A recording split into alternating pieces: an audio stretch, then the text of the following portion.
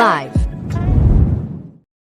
PJ Kling and I, Mike O'Connor, have been running the marketing department at NuVoodoo for the last decade plus. And so I think it's good that we're doing this session together, just the two of us. We are the game the system folks, right? We're the ones when you call, we're going to help come up with a plan to help you maximize ratings. We are the mad scientists in the lab in the back. I joke with people that, hey, I'll show you behind the wizard's curtain, but fair warning, it's just a couple of dudes. So, yep, we love having our research department join us for these, but this time it's unfettered. We can really just talk about what we need to do to win, because that's really what matters. And the good news is that we're kind of kicking off this series for radio.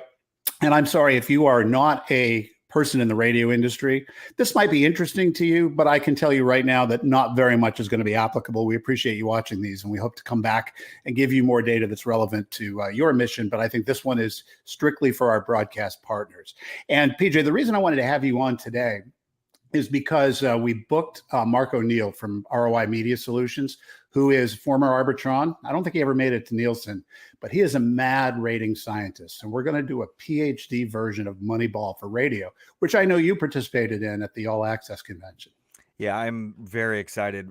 Mark is the next level of all of that, and the fact that we're able to sit down and talk with him about not the secret sauce necessarily, because he is such an expert, and right. It would take an entire series with him to get into the level of granularity that he gets into. But I'm very excited about it. Yep.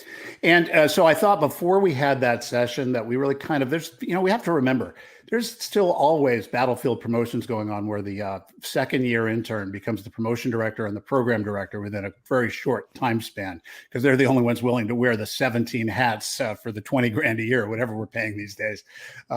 So we think that it's important to kind of reset and get back to basics. I wanted to do a little kind of 101 using all of the data that we've kind of aggregated over the years to talk a little bit about exactly who is a ratings prospect and how are they different.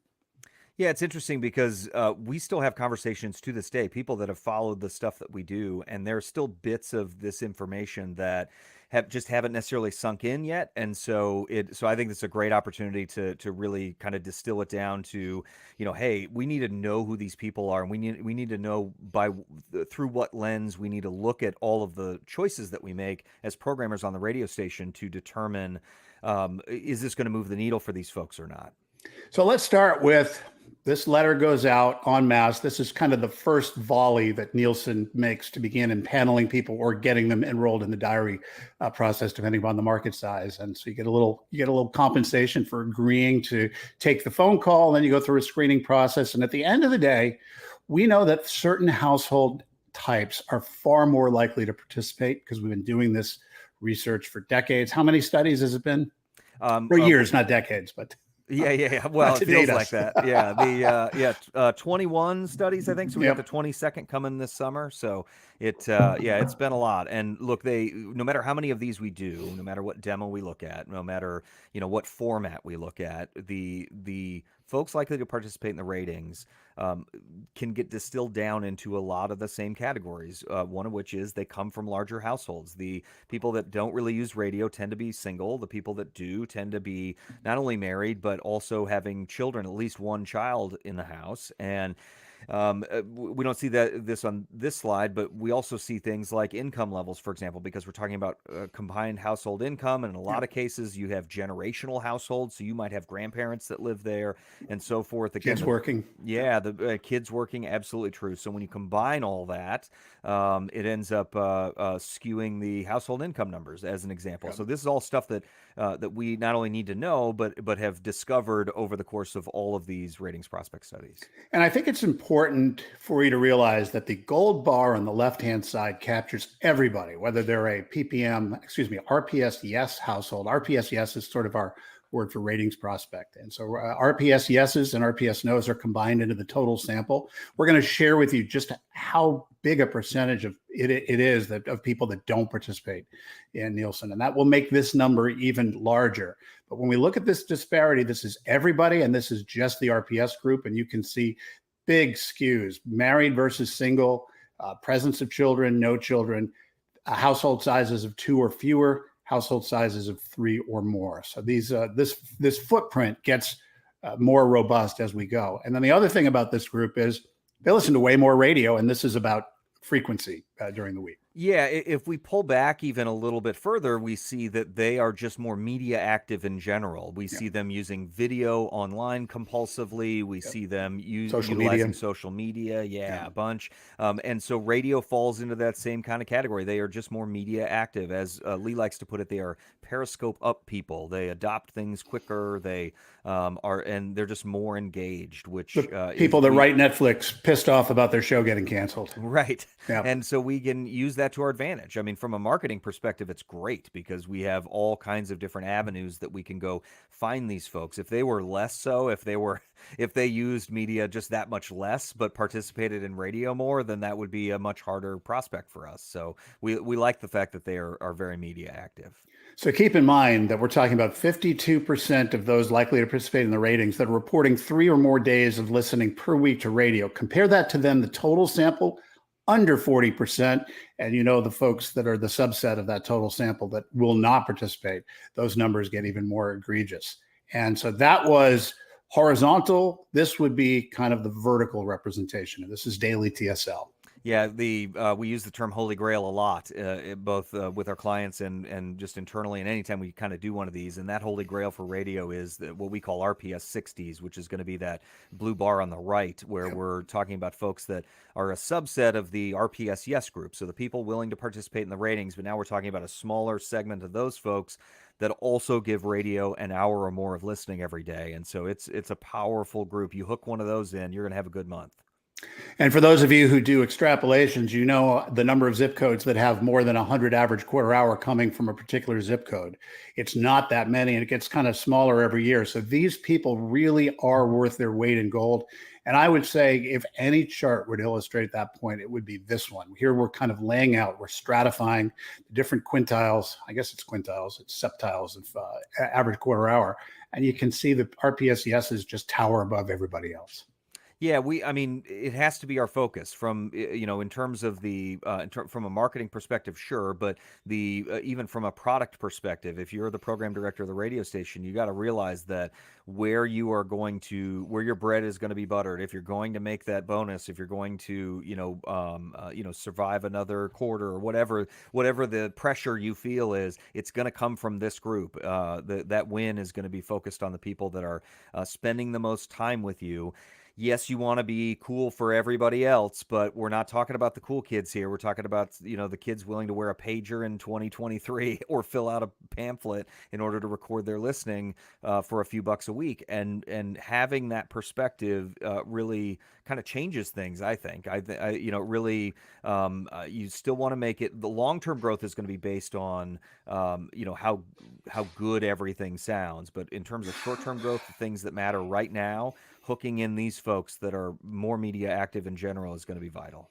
Some would call it growth. Others might call I'm doing a better job of fighting attrition than you are. Right. Well, you can make that argument. Yes. Before we leave this slide, though, I think the point here is that the ratings company makes us all feel good about the PUM levels, how many people use measured media. But the fact is that when we do these studies, we're talking about adding up those who never use radio and those who report using it less than 5 minutes a day because they don't count in the ratings. That's a substantial percentage of the population that's already off the table. You combine that with the RPS yeses, and the game starts to really get pretty thin. And this is the money shot. Yeah, we kind of use we just call it the 80-20 rule because while there's a little bit of fluctuation from study to study, really it kind of boils down to that. In the case of Ratings Prospect Study 21, we're looking at about 82% of the folks that would not participate in the ratings. So now we're already distilling it down to about 18% of the audience. And then again, if we go after that RPS 60 group, the people most likely to participate in the ratings that also give radio an hour or more of listening every day, now we're down to 7%. I think I have a wayward label in here. I've got RPS 19, but I think I pulled it because the data is almost exactly the same as 21. Right. Yeah. I'm almost positive it is. Yeah. It is. Yeah. All right. So now this is a combination of putting together our collective experience and dissecting dozens and dozens, and I do mean dozens, of zip code analysis from Los Angeles to the smallest Nielsen diary market. this is sort of how we stratify the marketplace. We start with a population of 1 million. This is a hypothetical MSA.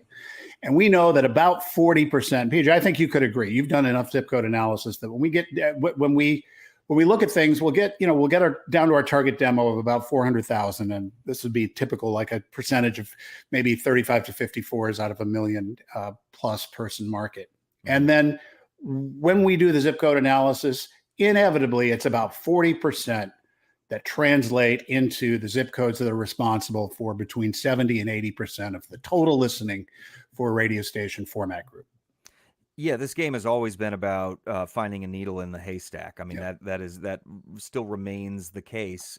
However, part of our focus has always been, well, how do we shrink the haystack? The needle's always the same size. So it's, in a market like Chicago, we've got 8 million plus people here, and we've got, 2,700 meters that are determining the livelihood of everybody in radio here. So the needle is still the same size, but if you can shrink that group down, you're not papering 1 million people and spending just gobs of money trying to, have effect there. You're already focused on target demo. You're already focused on hot zips where we know the listening already is, and then the secret sauce starts to come in. Yeah, you hire us to get you from 160,000 to 32,000. That'd be the percentage of folks likely to participate in ratings, and then of course that holy grail group of a little bit more than a third of them that are the heavy TSL RPS yeses. That's the bullseye over there on the right. Yeah, and in an era of shrinking budgets, where it makes you just that much more cost efficient to be able to go after fewer bodies, knowing that if you affect those people, it's going to be good for you. And so this is I would say the 101, the top of our 10-point checklist of things you can do to manipulate ratings so that the audience lands in your favor when you get your report card. And it starts with the money. Yeah, we'd love to think that it's, hey, it's out of the goodness of my heart that I'm going to participate in the ratings, or I want to affect, a big media company or something. And you definitely see some of that. But really what it boils down to is cash and prizes. And in fact, we've had people in our sample that have actually participated in Nielsen in the past or were participating currently when we surveyed them. And they all said the same thing. It was, hey, I was in it for cash and or prizes and or both. And so that is the motivator. We'd love to think it's something else, but it's just not the case. And even though we don't have the data slides here today, I think a comment you made in the green room before we started was important, that national contests actually really don't have much perceived difference from local cash contests. Right. Look, if you can get local cash, that's awesome. I mean, that's really a great situation to be in, and congrats for that.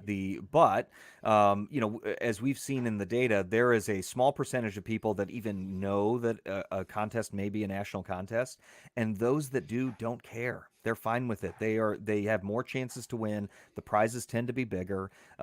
They don't feel like, it is a small single-digit percentage that both know that it is a national contest and think it's a negative thing.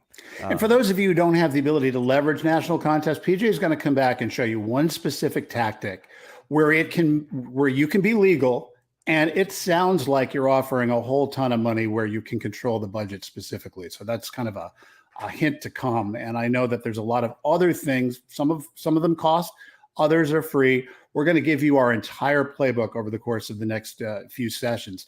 Now, PJ, as we record this, it's late May 2023. Fall book would seem like it's a long way away, but quite honestly, things get going now in mid-August here. So really now is the time to plan. And you like to have lead time to take people through the kind of the steps that are required to plan the ultimate killer campaign. Yeah, this is the last week of school for my kids, but we're going to blink and it's going to be back to school all of a sudden. And so, absolutely, the faster we can have that conversation, the thing that's always the most difficult as we're putting together marketing plans for a big push like fall, for example, is the creative side of things. It's not, you don't want to just throw together any old thing. If you're able to get dollars, then in order to be able to market and do a promotion, you want to make sure that creatively you have your best foot forward as well. Yep. So we get in touch with you. You share a little data. You put together a marketing plan. You do the zip code analysis, and then do you just sort of hand it off after that? No, well, look, I would argue, one of the things that is an advantage when it comes to us in terms of fundamental advantages would be our size and then the way the company is structured. We are not huge, which means personal attention, both in terms of how we communicate and how we run your campaign. We don't set it and forget it. We laugh internally all the time about how we get a new Google rep every quarter, and then we have to spend the rest of the quarter teaching them about our business, only to have to do it all over again 3 months later. That is not what it is like here. Most of the relationships we have internally with each other have been longer than the relationships we have in our personal lives. So there's not a lot of turnover here. But most importantly for us, marketing is not advertising. Rather, it is the product. It's the end result after we learn about the consumer, constituent, or, in this case, the ratings prospect. We develop a communication strategy to reach them. And then we use technology to find tactical solutions for how to do that. And then we test again.